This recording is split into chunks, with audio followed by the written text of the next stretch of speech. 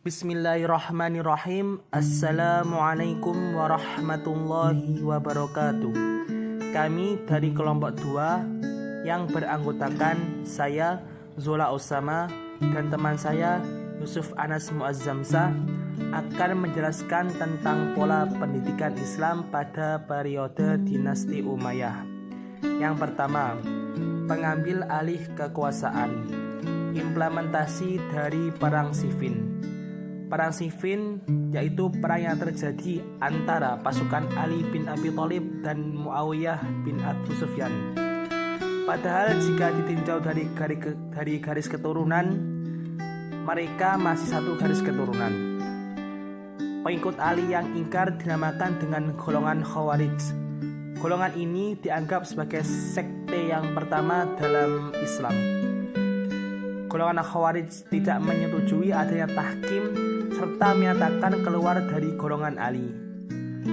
Anggapan mereka, tahkim itu merupakan sebuah penyimpangan karena tidak sesuai lagi dengan semboyan la hukma illa lillah, yang artinya tiada hukum selain Allah.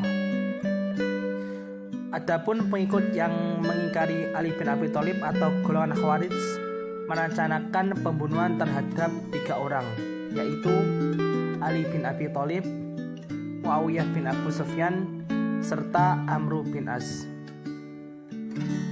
Mereka yang merencanakan pembunuhan yaitu Abdurrahman bin Muljam yang berangkat menuju Kufah untuk membunuh Ali bin Abi Thalib.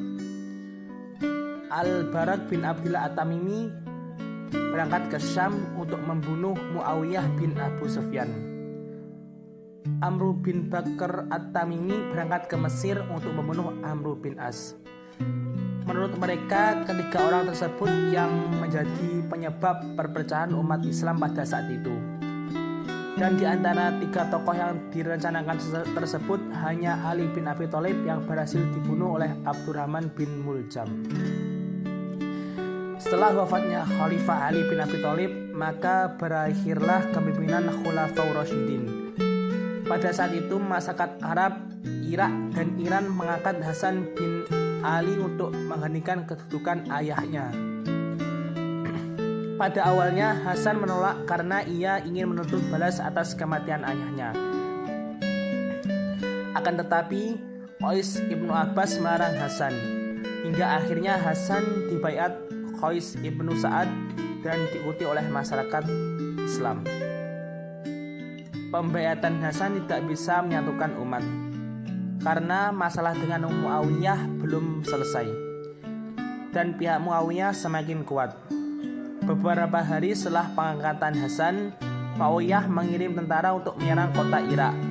Hal ini diketahui oleh Hasan, maka dikirimkanlah Qais ibnu Sa'ad untuk melawan pasukan Muawiyah.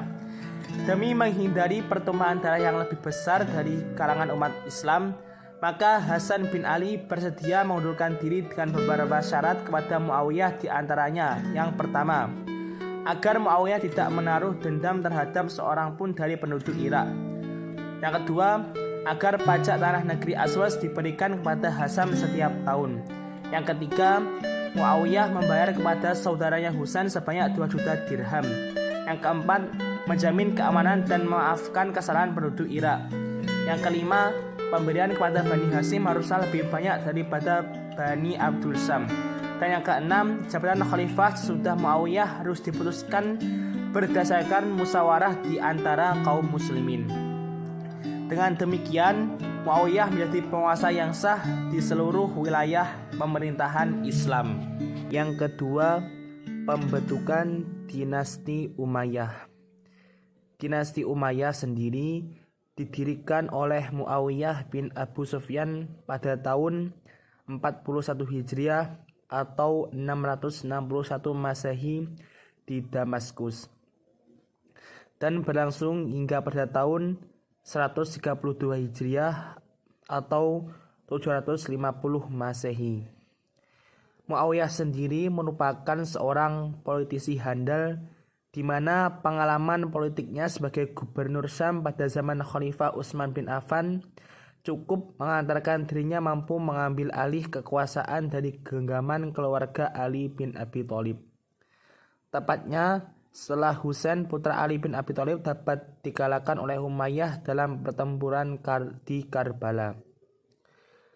Kekuasaan dan kejayaan dinasti Bani Umayyah mencapai puncaknya di zaman Al-Walid, dan sesudah itu kekuasaan mereka menurun. Silsilah keturunan Muawiyah bin Abu Sufyan bin Harb bin Umayyah bin Abdi Syamsi bin Abdi Manaf bertemu dengan Nabi Muhammad SAW pada Abdi Manaf. Turunan Nabi dipanggil dengan keluarga Hashim atau Bani Hashim. Sedangkan keturunan Umayyah disebut dengan keluarga Umayyah atau Bani Umayyah.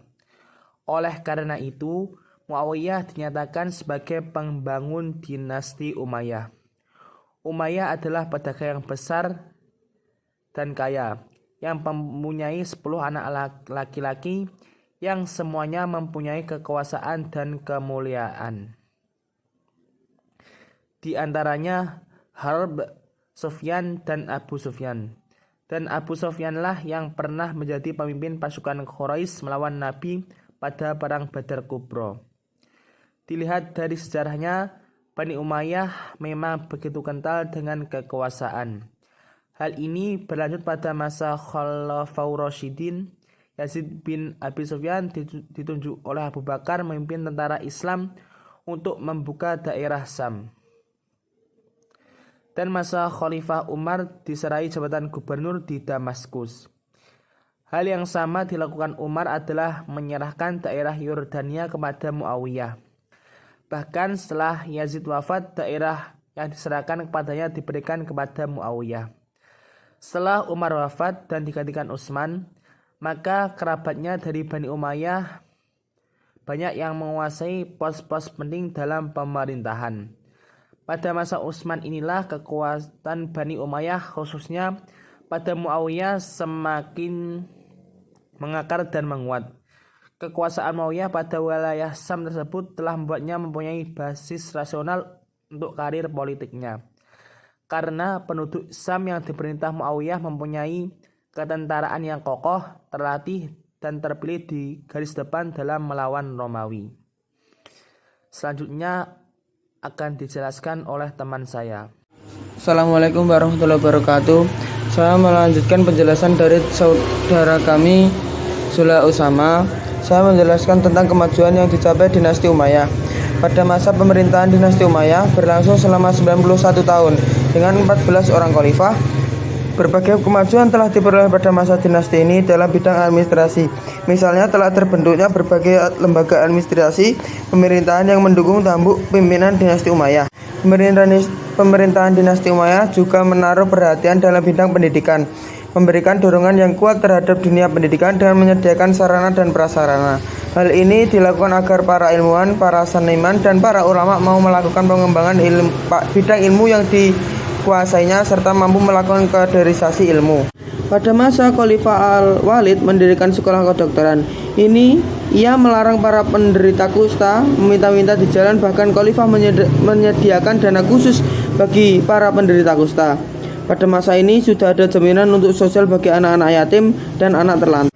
Dengan demikian ilmu pengetahuan merupakan suatu keahlian yang masuk pada bidang pemahaman dan pemikiran yang melakukan sistematika dalam penyusunannya. Kekuasaan dinasti Umayyah mengalami kehancuran pada masa pemimpinan Khalifah Walid bin Yazid karena terjadi peperangan yang dilakukan oleh Bani Abbas yang terjadi pada tahun 130 Hijriah atau 750 Masehi. Poin D. Pola pendidikan dan pusat pendidikan pada masa dinasti Umayyah.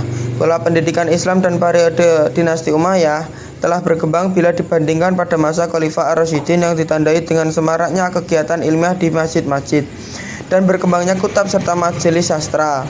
Di antaranya tempat untuk pendidikan dan pada periode dinasti Umayyah adalah kutab, masjid, majelis sastra,